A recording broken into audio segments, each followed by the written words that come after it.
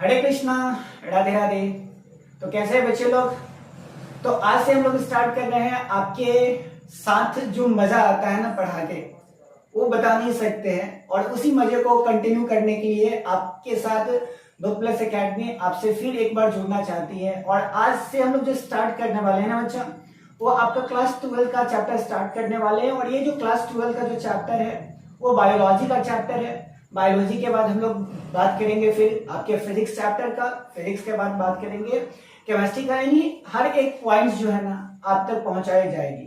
लेकिन क्लास शुरू करने से पहले कुछ थोड़ी सी अपडेट आप तक पहुंचा देना चाहते हैं कि बुक प्लस एकेडमी अब बुक प्लस एकेडमी ऐप पर भी अवेलेबल है। अगर आप बुक प्लस एकेडमी के साथ नीट का प्रिपरेशन, जेई का प्रिपरेशन या अदर कॉम्पिटिटिव एग्जाम का प्रिपरेशन करना चाहते हो तो आप बुक प्लस एकेडमी को प्ले स्टोर से जाके डाउनलोड कर लीजिए और वहां से इनरोल हो जाइए। ठीक है, अब बात करते हैं हम लोग यहाँ पर क्या कि आपके चैप्टर का, जैसा कि यहाँ पे चैप्टर का नाम लिखा गया है कि चैप्टर का नाम क्या है यहाँ पे, principle of inheritance and variation.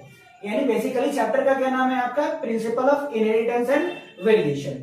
अब इस चैप्टर को शुरू करने से पहले, क्योंकि देखो ये चैप्टर ना बहुत ही ज्यादा इंपॉर्टेंट है तुम्हारे एग्जाम में, तुम इस चैप्टर को जितनी बार पढ़ लो ना उतनी बार तुम्हारे लिए क्या है, बहुत ही ज्यादा इंपॉर्टेंट है।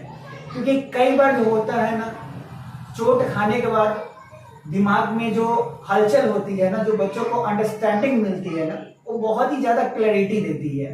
क्योंकि मैं भी एक क्या हूँ कि नीट एस्पिरेंट रहा हूँ, 3-4 बार अपने नीट के एग्जाम में बैठा हूँ, उससे बहुत सारे एक्सपीरियंस, उसके पीछे 5-6 साल हमने गवाया है, लेकिन नहीं हुआ।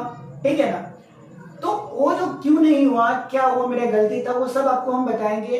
लेकिन ये कोई भी क्या है मोटिवेशन वीडियोस नहीं, बल्कि आपको लेक्चर के थ्रू बताएंगे कि कहां कहां से क्वेश्चन पूछे जाती है। ठीक है ना, तो आप मेरे साथ बने रहे, बुक प्लस एकेडमी के साथ बने रहे और ऐसा ही प्यार देते रहे। तो स्टार्ट करते हैं क्या कि किसी भी चैप्टर को स्टार्ट करने से पहले याद करना है तुम्हारा। ठीक है ना, आप कोई भी चैप्टर पढ़ लेते हो, मान लो कि ये चैप्टर तुम पढ़ रहे हो, ठीक है ना, तो इस चैप्टर में क्या दिया होगा, टॉपिक तो दिया होगा ना।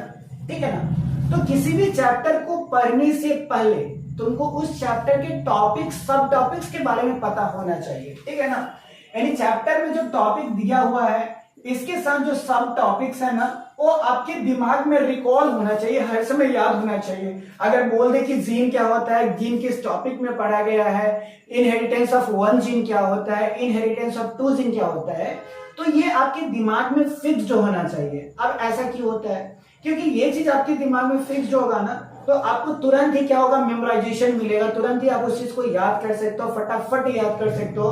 क्योंकि नीट का एग्जाम होता है और नीट के एग्जाम में क्या है बच्चा कि 180 मिनट में 180 क्वेश्चन करना पड़ता है, जो बहुत ही एक चैलेंजेस होता है 17-18 साल की उम्र में। ठीक है ना, तो सबसे पहले इस चैप्टर में जो आपका टॉपिक, फर्स्ट टॉपिक जो हम लोग को पढ़ना है ना, तो टॉपिक की अगर बात करते हैं तो फर्स्ट टॉपिक इस चैप्टर का जो है ना वो आपका फर्स्ट नंबर क्या है, मेंडल्स लॉ ऑफ इनहेरिटेंस। क्या है तुम्हारे यहाँ पे, मेंडल्स लॉज ऑफ इनहेरिटेंस। ठीक है ना, अब मेंडल्स लॉज ऑफ इनहेरिटेंस क्या होते हैं, तो मेंडल्स जो था, आप लोग क्लास 8 में पढ़े होंगे कि मेंडल्स क्या था। मेंडल्स एक क्या था, साइंटिस्ट था। ठीक है ना, जो एक्सपेरिमेंटली तौर पर क्या बताया, ये प्रूव करके बताया कि जो भी कैरेक्टर होता है ना, वो कैरेक्टर क्या होता है कि एक जनरेशन टू नेक्स्ट जनरेशन क्या होता है, कैरेक्टर ट्रांसफर्ड करता है। ठीक है ना, यानी हम लोग बोलते हैं कि फादर ऑफ जेनेटिक्स की अगर बात करते हैं, किसकी बात करते हैं हम लोग यहाँ पे, फादर ऑफ जेनेटिक्स की बात करते हैं।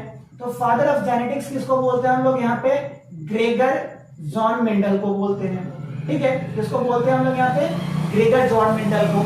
तो फर्स्ट टॉपिक में आपका जो है, ये फर्स्ट टॉपिक जो है मेंडल्स लॉज ऑफ इनहेरिटेंस, ये बताना चाहेगा कि आखिरकार इनहेरिटेंस का मतलब क्या होता है। ठीक है ना, यानी ये क्या बताएगा आपको कि इनहेरिटेंस का मतलब क्या होता है, इससे क्या क्या हमको अंडरस्टैंडिंग मिलेगा, हमको क्या समझते हैं इनहेरिटेंस, ये कैसे ट्रांसफर करता है गुण। तो ये टॉपिक में तुमको फर्स्ट में क्या बताएगा तुम्हारा कि जेनेटिक्स क्या होता है, जेनेटिक्स मटेरियल्स क्या होता है, कैसे इसका शुरुआत हुआ, कैसे ये ट्रांसफॉर्म करता है। ठीक है ना, तो बेसिकली फंडामेंटल चीज तुम्हारा कहां पे बताएगा, मेंडल्स लॉ ऑफ इनहेरिटेंस में बताएगा।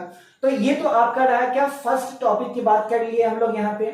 अब सेकेंड टॉपिक की अगर बात करते हैं हम लोग बच्चा यहाँ पे, तो आपका जो सेकेंड टॉपिक पढ़ना है ये आपका क्या हो गया, फर्स्ट टॉपिक हो गया।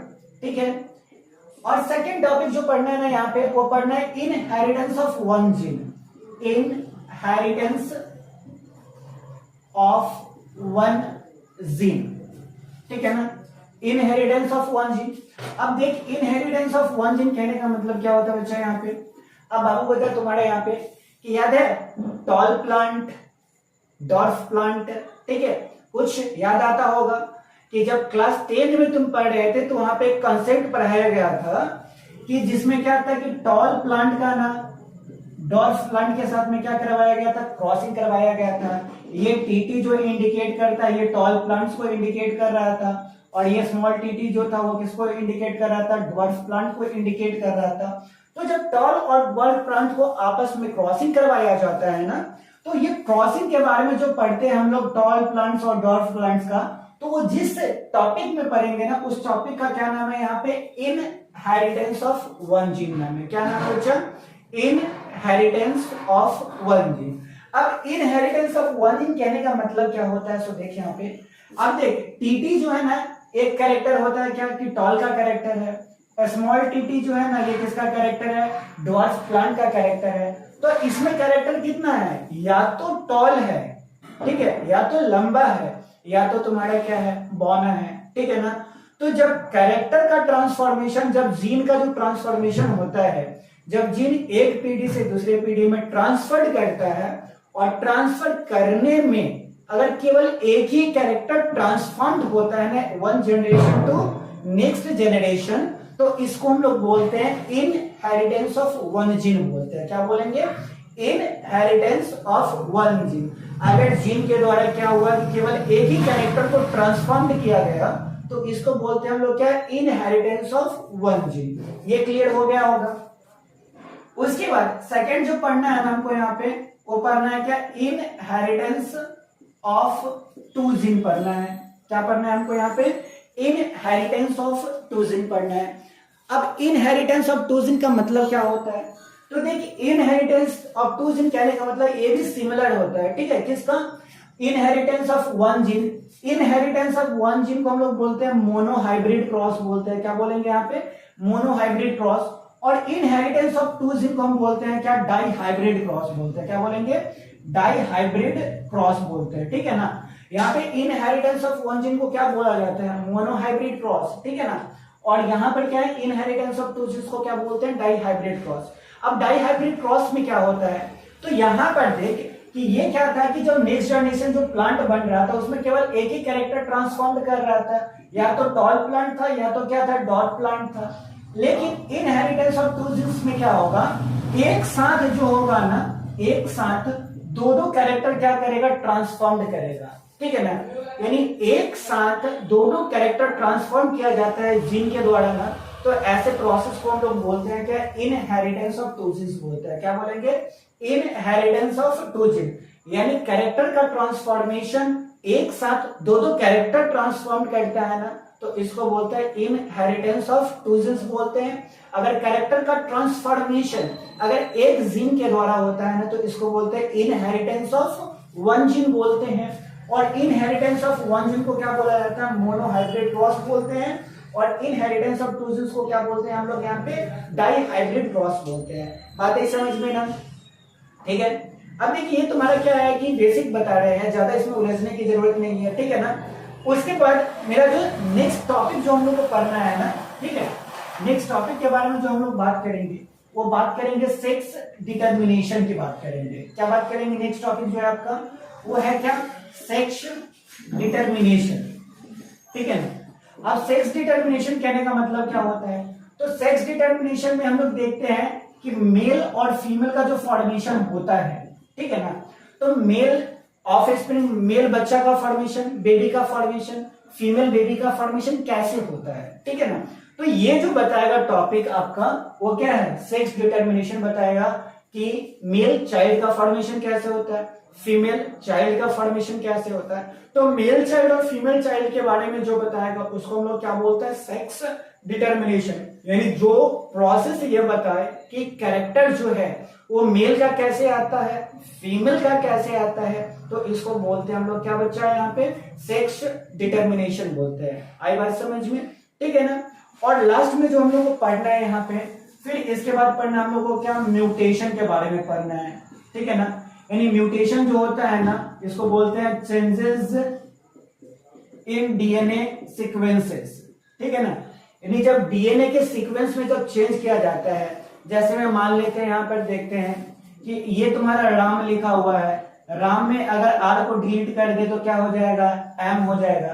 तो किसी भी डीएनए के सीक्वेंस में अगर कोई छेड़छाड़ किया जाता है और उससे कोई नए कैरेक्टर का जो प्रोडक्शन होता है, तो इसको बोलते हैं हम लोग क्या, म्यूटेशन बोलते हैं। क्या बोलेंगे, म्यूटेशन। तो हम लोग को सेक्स डिटर्मिनेशन के बाद किस टॉपिक के बारे में पढ़ना है, तो म्यूटेशंस के बारे में।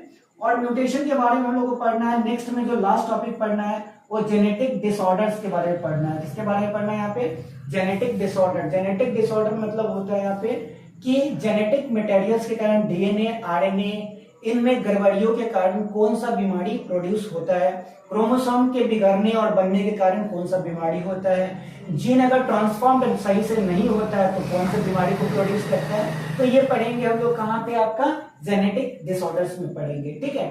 तो ये था क्या, आपका टॉपिक्स के बारे में था। अब जो आगे नेक्स्ट में हम लोग पढ़ेंगे ना, वो पढ़ेंगे क्या कि अब इनके थियरी के बारे में पढ़ेंगे, इनके अंडरस्टैंडिंग को हम लोग समझेंगे, इस पर बहुत सारा क्वेश्चन करेंगे और फिर एक बार आपको क्या करेंगे, आपके जो नीट का जो सपना है ना, वहां तक पहुंचाने का क्या करेंगे, प्रयास करेंगे। तो ऐसे ही आप बने रहें, नेक्स्ट वीडियो के साथ मिलते हैं फिर, तब तक के लिए हरे कृष्णा, राधे राधे।